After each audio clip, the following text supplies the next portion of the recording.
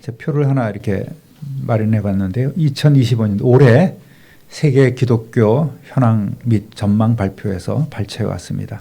세계 기독교 연구센터라는 곳에서 이제 국제 선교 연구 회보를 통해서 발표한 건데요. 가장 눈에 띄는 것이 아프리카, 아시아, 라틴 아메리카, 오세아니아 등 남반부의 기독교인이 이제 전 세계 기독교인의 약 한 69%를 차지하고 있고 2050년도까지는 약 한 78%, 그러니까 남반부의 적도 아래에 있는 그 땅에 있는 사람들이 기독교의 대부분을 차지할 것이다. 78%까지 도달할 것이라는 점입니다. 현재 8억 2천만 명에 달하는 북반구의 기독교 인구는 2050년에 7억 3천만 명으로 줄어듭니다. 북반구 기독교인이 현재 8억 2천에서 7억 3천으로 줄어들고, 그다음에 남반부의 기독교인은 지금 18억 2천에서 25억 8천으로 더 증가를 한다는 거예요. 그러니까 지금 복음이 확산되는 곳이 남반부 쪽이다, 이렇게 보시면 되겠습니다.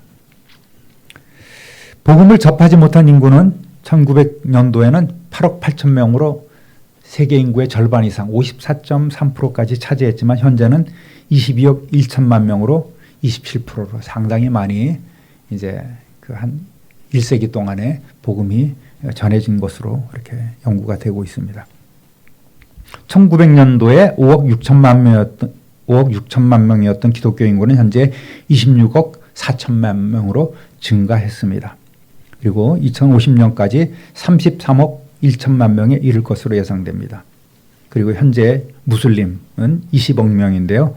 2050년도 되면은 28억 6천 명까지 이렇게 증가할 것으로 보이고 11억 3천만 명의 힌두교인들은 2050년에 12억 4천 명까지 이렇게 증가할 것이다. 무슬림 인구, 힌두교인들이 물론 뭐 인구 대국이기도 하겠지만 굉장히 그 무서운 속도로 이렇게 증가하고 있다는 것을 볼 수가 있습니다. 우리의 사명은 바로 복음을 접하지 못한 22억 명에게 사랑으로 다가설 수 있도록 이렇게 기도를 해야 된다, 이렇게 봅니다. 관심 없는 사람들도 많고요. 또 등지고 세상으로 가는 사람들도 참 많이 있겠습니다.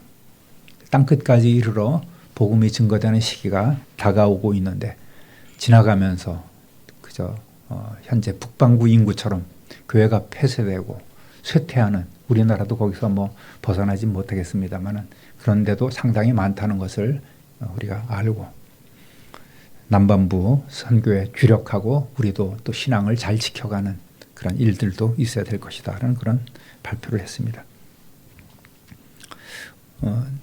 15절 상반절 한번 읽어보겠습니다.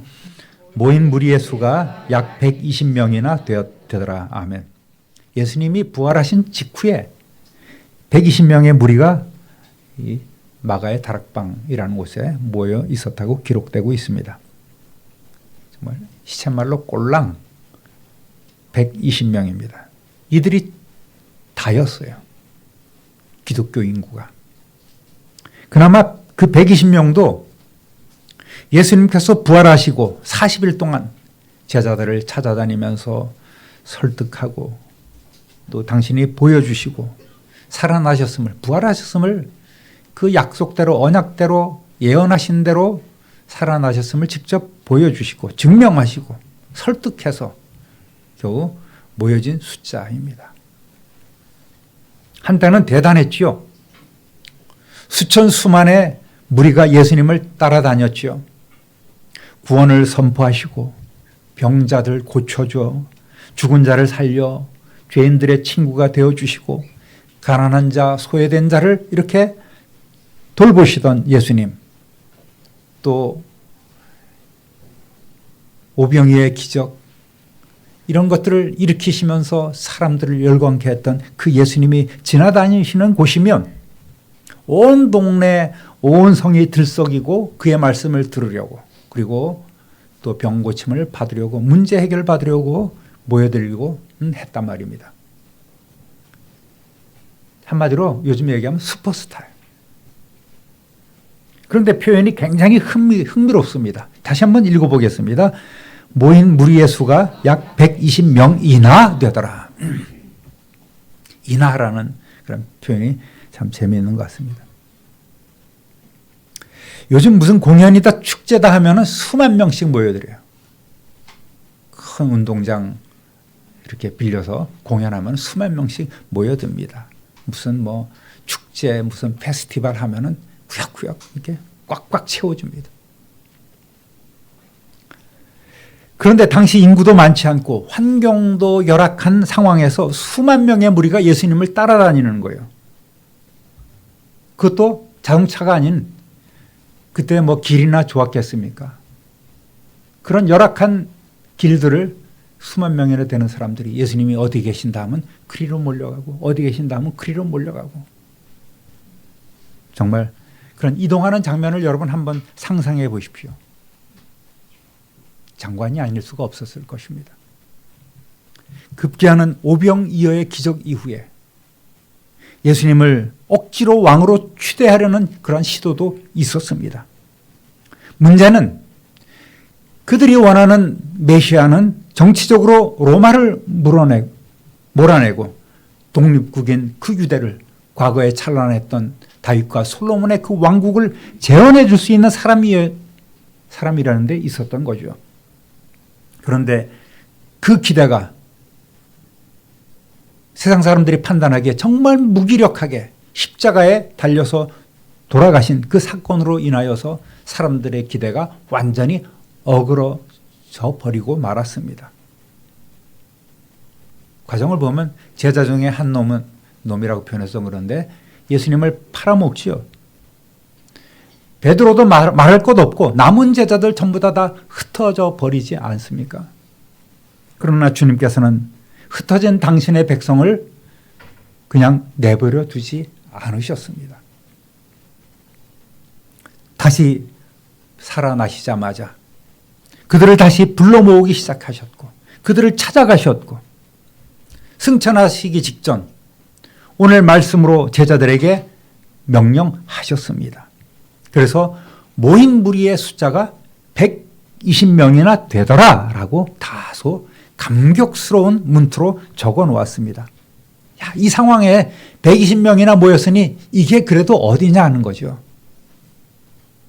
이 정도만 해도 잘된 것이다 이렇게 생각을 합니다. 물론 뭐 사정이 있어서 못 모인 사람도 있었을 거예요.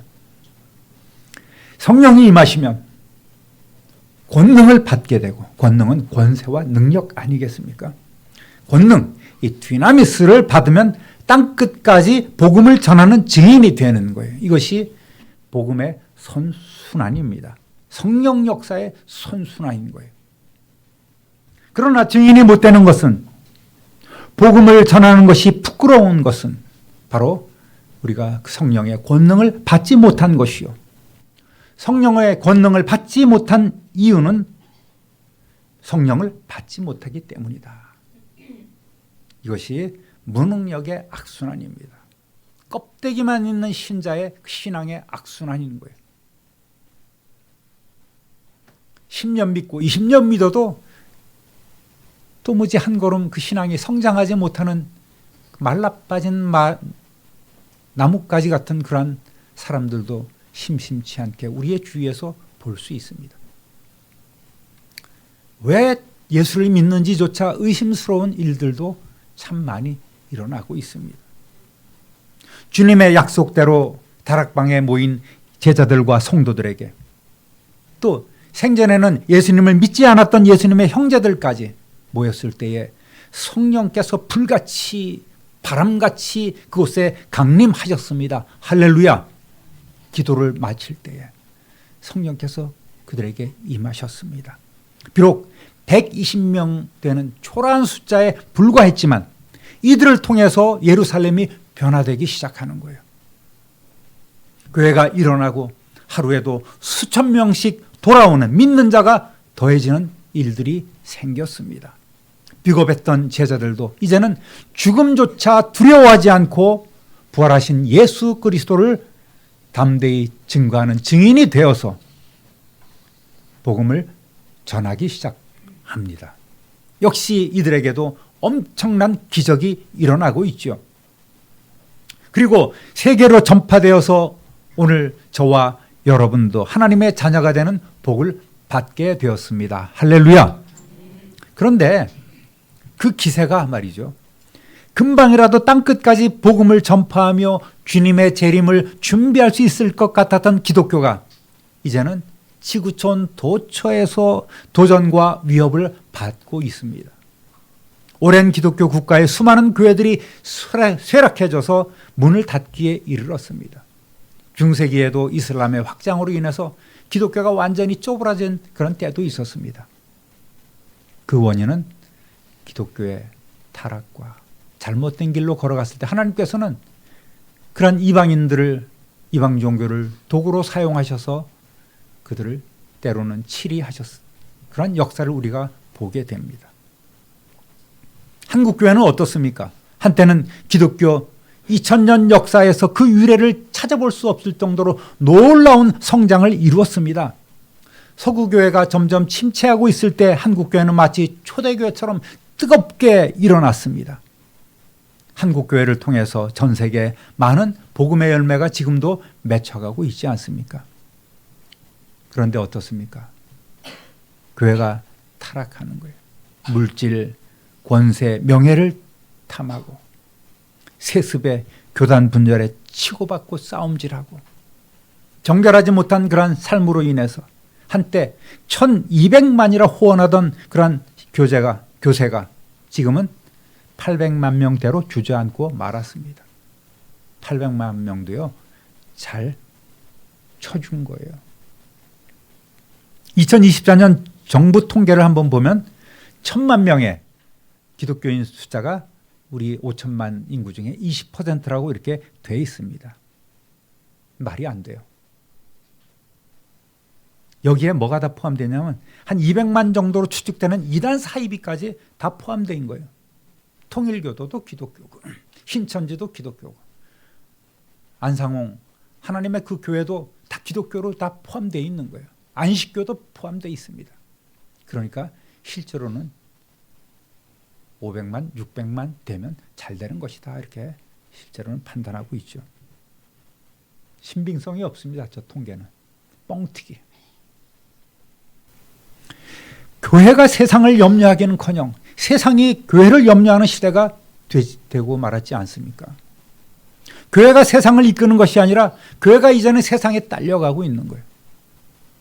그만큼 교회는 변화하지 못하고 있는 현실입니다.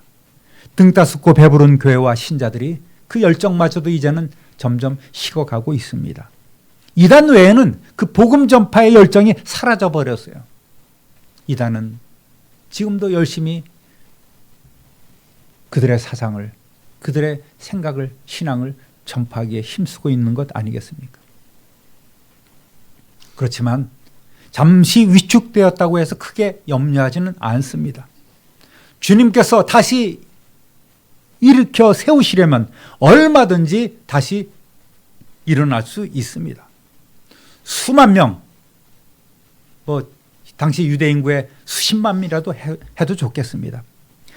그 정도 예수님을 따라다니던 사람들이 120명으로 줄었다가 다시 하루에도 신자가 수천 명씩 늘어나는 그 교회가 되었던 예루살렘 교회처럼 한국 교회도 지금 쇠퇴할 거냐 부흥할 거냐 이런 이분법적인 질문을 넘어서 교회가 어떻게 변화하고 어떻게 성숙할 것인가, 성도들은 어떠한 성숙한 삶을 살아갈 것인가에 대한 깊은 반성과 변화를 통해서 우리가 진정성 있게 대하면 교회는 다시 회복되고 부흥할 줄로 믿습니다. 할렐루야. 소망을 가져야 합니다. 따라합니다. 모든 사람이 하나님께 소중합니다. 저는 우리 교회가 한국교회 부흥과 회복의 작은 씨앗이, 이 안양 지역에 떨어지는 작은 씨앗이 되기를 간절히 소원합니다. 쇠락해가는 한국교회를 안타깝게만 여길 것이 아니라 증인이 되지 못한 스스로의 부끄러움을 깨닫고 진실하여 충성되게 변화된 성도 120명만 있어도 이러한 비전을 이룰 수 있다고 생각합니다. 우리 교회는 이제 일어나야 합니다. 일어설 수 있어요. 주님의 뜻을 잘 받들면서 마음을 같이 하여 모이면 기도하고 헤어지면 전도하는 교회가 된다면 우리의 소망은 쉽게 이루어질 수 있을 줄 믿습니다. 할렐루야. 지금부터라도 한 분이 한 사람씩만 전도하면 되는 거예요. 아주 쉽지 않겠습니까? 굳이 노방전도 하지 않아도 잘 찾아보면 분명히 전도 대상자가 있을 겁니다. 지금 생각해 보십시오. 한 사람 있지 않습니까? 예, 그 사람 맞아요. 지금 생각난 그 사람 이름을 한번 불러볼까요? 작게 시작. 예, 웃지 마시고 그 사람 한 사람만 여러분 전도하고 구원만 시킨다면, 또 여러분 집에서 이 시간 뒹굴뒹굴 TV 보고 있는 그 사람, 우리 교회 7대 옹고집, 똥고집, 황소고집 이런 분들만 오게 된다면 여러분 우리 교회 금방 일어나는 것도 어렵지 않을 거라고 저는 믿습니다. 여러분도 아마 그렇게 생각하고 계실 거예요. 어쩌다 생각이 나는 냉정한 사람도 아니고 비가 오면 생각나는 그 사람도 아니라 예수님을 만나지 못한 불쌍한 그 영혼을 위해서 여러분 늘 생각하고 그를 위해서 기도해야만 합니다. 할렐루야. 천하보다 더 귀한, 하지만 아직 주님을 믿지 않는 이웃의 영혼을 진심으로 불쌍히 여기고 그들을 사랑하고 그들에게 다가가야 한단 말입니다. 전도 대상자를 위해서 기도하고 끊임없이 관심을 갖게 된다면 그 영혼이 구원받지 못한 채 지옥 가는 것을 참아보지 못하게 될 것입니다. 더구나 그 대상이 내 가족, 내 부모, 내 형제, 사랑하는 자녀들이라면 뭘 말하겠습니까? 내가 이렇게 기도하니까 언젠가는 들어주실 거야. 그런 낙관론 생각하지 마십시오. 생각 외로 시간은 짧을지 모릅니다. 성경에 보면 긍휼이라는 단어가 자주 나옵니다. 헬라어로 스플랑크논이라고 해요. 긍휼. 뜻은 창자가 끊어지는 듯한 애끓는 마음, 그 단장이라고 표현하죠. 창자가 끊어지는 듯한 애끓는 마음, 또 병이 날 정도의 깊은 동정심을 그렇게 해석할 수가 있겠습니다. 마치 창자가 끊어지는 듯한 애끓는 마음으로 병이 날 정도로 그러한 깊은 동정심으로 그 전도 대상자의 영혼을 바라보고 또 그에게 다가갈 수 있어야 한다는 말입니다. 우리는 이러한 마음으로 전도에 나서면 불가능도 없을 것이고 실패도 결코 없음을 믿으시기를 주님의 이름으로 부탁드립니다. 고린도전서 9장 16절 읽어보겠습니다. 내가 복음을 전할지라도 자랑할 것이 없음은 내가 부득불할 일임이라. 만일 복음을 전하지 아니하면 내게 화가 있을 것이다. 아멘. 이렇게 사도 바울은 다짐했습니다. 여러분 전도하시겠습니까? 준비되셨습니까? 예, 꼭 전도하시기 바랍니다. 정말 여러분이 전도하려는 마음을 먹으면 즉각 그 생각나는 그 사람을, 또 가까이 열매 맺을 영혼이 이미 준비되어 있음을 여러분 깨닫게 될 것입니다. 아, 바로 이 사람이구나, 얘구나. 이렇게 생각하면 전도가 매우 쉬운 듯 합니다. 그런데 그렇게 쉬운 것을 잘하는 성도가 있는 반면에 못하는 성도도 있습니다. 예수의 옛자도 꺼내지 못하고 그저 그렇게 섞여 살아가고 있는 것이 오늘 대부분 성도들의 모습 아니겠습니까? 따라합니다. 복음의 증인이 됩시다. 여러분, 그리스도인들이 전도를 하지 않는 이유가 무엇이라고 생각합니까? 하지 않는 이유가 아니라 하지 못하는 이유라고도 볼 수가 있겠습니다. 궁금하십니까? 그 이유는 로마서 1장 16절을 믿지 않기 때문입니다. 한번 읽어보겠습니다. 내가 복음을 부끄러워하지 아니하노니 이 복음은 모든 믿는 자에게 구원을 주시는 하나님의 능력이 됨이라. 아멘. 많은 그리스도인들이 복음이 모든 믿는 사람을 구원하는 하나님의 능력이라는 것을 믿지 않기 때문에 전도하지 않습니다. 전도하는 걸 부끄러워해요. 자신도 그런 확신이 없기 때문에 더더욱 그렇습니다. 복음에 대한 확신이 없어요. 구원에 대한 확신이 없습니다. 이웃사랑에 대한 그런 마음조차 들지 않기 때문에 그런 거예요. 다른 표현으로 성령님을 만나지 못했기 때문에 그렇습니다. 성령이 너에게 임하시지 않았기 때문에 그런 말씀처럼 그들 마음속에 성령님이 일하고 계시지 못하기 때문에 그들은 전도의 열매를 맺지 못하고 전도 시작조차 할 생각조차 못하고 있습니다. 오늘 우리가 복음서에 나오는 제자들과 같은 생활을 하고 있지 않습니까? 예수님을 믿고 따른다고 하면서 예배하고 찬송하고 말씀도 듣고 겉으로는 헌신하고 기도하는 것 같지만 너무나 약하고 무능력한 삶을 살아가고 있다는 말입니다.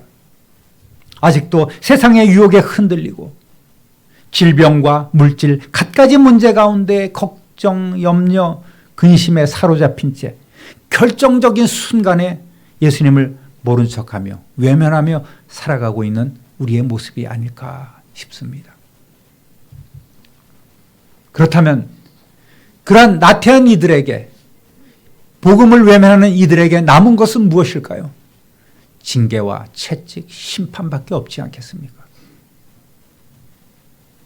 일하지 않고 전도하지 않는 성도들에게 돌아오는 것은 하나님의 강한 심판, 핍박으로 흩어버리는 하나님의 방법이에요. 예루살렘 교회가 그랬습니다. 자기들끼리 먹고 마시면서 살 때 하나님께서는 핍박이라는 것, 탁 내리치셔서 그들을 다 흩어버리고 말았습니다. 한국의 예루살렘이라고 불렸던 평양이 그러했습니다. 일하지 아니하는 주위의 교회들이 그러한 시험을 당하게 됩니다. 성도 여러분, 전도도 성령 충만한 성도가 할 수 있는 거예요. 성령의 사람이 할 수 있습니다. 따지고 보면 내가 하는 것이 아니라 성령께서 하시는 거예요. 성령님이 우리의 가슴에 전도의 불을 붙이시고 전도해 이렇게 강권하시기 때문에 우리는 전도에 나서고 있습니다. 우리는 다만 주님께서 쓰시는 도구에 불과합니다. 내 모든 것을 다 드려도 늘 부족하고 밤낮 불러도 밤낮 찬송을 불러도 드려도 늘 아쉬움만 남는 그러한 종의 삶, 자녀의 삶, 청지기의 삶, 이것이 저와 여러분의 모습이 되기를 우리 주님의 이름으로 축원합니다. 전도, 선교 다 똑같은 단어입니다. 선포하다는 그런 캐리그마라는 말에서 이렇게 파생이 된 말입니다. 따라합니다. 전도하면 부흥은 자동적으로 됩니다.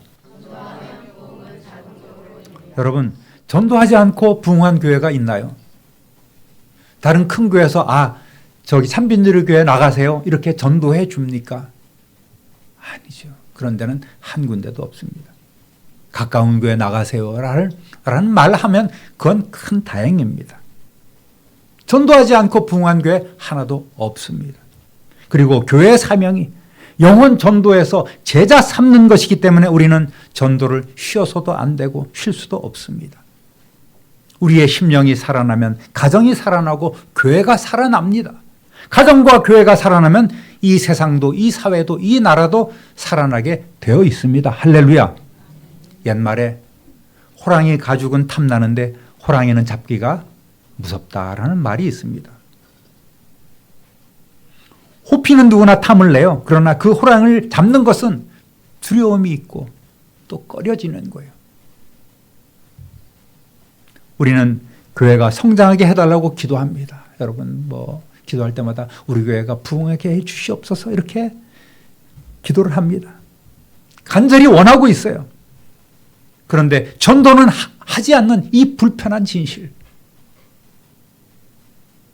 그렇지 않습니까, 여러분? 교회 성장하게 해달라고, 교회 부흥해달라고 기도하는데 전도를 안 해. 누가 하라고요? 불편한 진실은 여기서 끝이 아니에요. 전에 어떤 권사님이 그러셨어요. 교회 부흥을 위해서 안 해본 것이 없다고. 그런데 된 것도 없다고. 프로그램이 중요한 게 아니에요. 우리의 마음, 우리 안에서 강권하시는 그 성령님 뜻대로 행하지 않는 것이 문제가 아니겠습니까? 전도에 목숨을 걸면 문제는 해결되는데 우리가 전도 안 하는 그 스타일로 이미 굳어져 버렸다는 사실을 종종 확인할 수 있습니다. 조금만 바뀌어버리면 엄청난 능력이 나타날 수 있는 그런 가능성이 있음에도 불구하고 우리는 잘 전도를 하지 못합니다. 않습니다. 태국에 우리 정환 선교사님 사역지로 가는 것도 전도사님의 그 선교에 대한 열정, 전도에 대한 그런 또 수많은 열매를 보기 때문에 저는 그곳에 우리 성도님들과 함께 가기를 참 원하고 있습니다. 갈 때마다 도전받고 또 우리 성도님들도 은혜를 받습니다. 말씀드렸지만 재작년에 갈 때는 우리가 70만 원어치의 물품을 사서 갔습니다. 근데 이번에는 200만 원어치의 물품을 사서 갑니다. 그만큼 이 목장이 엄청나게 넓어지고 사역지가 넓어졌어요. 수많은 아이들이, 수많은 어른들이 계속해서 모여듭니다. 다행히 이번에 10분의 우리 단기 선교팀이 꾸려져서 큰 가방으로 10개를 우리가 짐으로 또 그들을 위한 사역 선물로 가져갈 수 있게 되었습니다. 더 가지고 가고 싶은데 가방이 없어서 못 가져가는 그런 현실이 되었습니다. 여러분, 엊그제도 통화를 했는데요. 지금 동남아에 큰 물난리가 나지 않습니까? 거기도 그 지역도 태국도 피할 수 없어서 수라타니도 매년 그 북쪽에 빈민들이 사는 곳에는 매년 물이 찼다가 빠지는 그 홍수선이 이렇게 보여요. 이번에도 더 많이 빠지고 더 많이 아주 힘들어서 목사님 이곳에 와서 K푸드 음식 사역하시려면 물품을 미리 준비해야 돼요. 지금 다 물에 잠겨갖고 채소를 구할 수가 없다는 거예요. 그래서 빨리 미리 주문을 해놔야지만 구할 수 있을까 말까랍니다. 그래서 그렇게 우리가 뭐뭐 하라고 이렇게 다 미리. 전에는 장을 봐서 이렇게 준비를 했는데 이번에는 그렇게 해달라고 이렇게 요청이 와서 그렇게 우리가 무 몇 개, 뭐 배추 몇 개, 당근 몇 개 다 이렇게 구해달라고 올려드렸습니다. 제대로 이렇게 구매를 하셨는지도 모르겠습니다. 그렇게 힘들고 어려운 그런 사역을 정환 선교사님이 지금 하고 계십니다. 모든 다른 선교사님도 뭐 말할 수 없는 고통 가운데 하고 계시지만 말이죠. 여러분 따라하겠습니다. 사도행전 29장은 내가 쓴다. 할렐루야. 전도하면 되는 거예요. 한 사람이라도 여러분 인생에, 여러분 일생에 한 사람이라도 한번 전도 한번 해보십시오. 주님의 교회만큼 강한 힘이 나타나는 곳이 어디 있겠습니까? 기도만큼 능력이 나타나는 것이 없다는 말입니다. 성령 충만하여 주님의 증인으로 살아가는 것, 성령께서 함께 하시고 우리는 그저 우리의 삶, 우리의 몸을 드리기만 하면 됩니다. 이것이 주님께서 제자들에게 또 우리에게 주신 마지막 명령입니다. 땅끝까지 이르러 주님의 증인이 되는 것. 은혜와 능력은 사모하는 자의 것입니다. 반드시 그 기도대로 하나님께서는 응답해 주십니다. 항상 예수님을 자랑하고 증거하면서 전도의 귀한 열매를 맺는 우리 참빛누리교회 하나님의 자녀 되시기를 우리 구주 예수 그리스도의 이름으로 축원합니다. 축원합니다. 축원합니다. 존귀하신 하나님 아버지 참 감사합니다.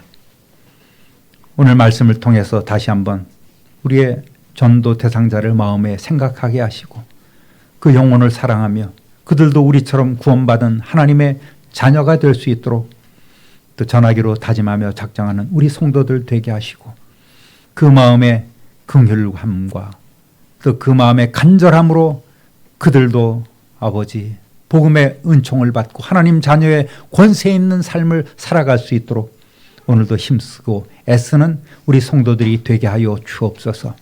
속한 시일 내 우리 교회도 이러한 전도의 힘과 능력을 소유하는 교회가 될 수 있도록 변화시켜 주옵소서. 오늘 단기 선교팀으로 파송하는 우리 교회와 또 팀으로 가는 우리 모든 성도들, 또 그곳에서 기다리며 또 만날 모든 영혼들에게 함께하여 주시고 은혜 더하여 주실 줄 믿사옵고 우리 구주 예수 그리스도의 이름으로 축복하며 기도드립니다. 아멘. 우리 2년 전에 태국에서 사역했던 그 영상 잠시 보도록 하겠습니다.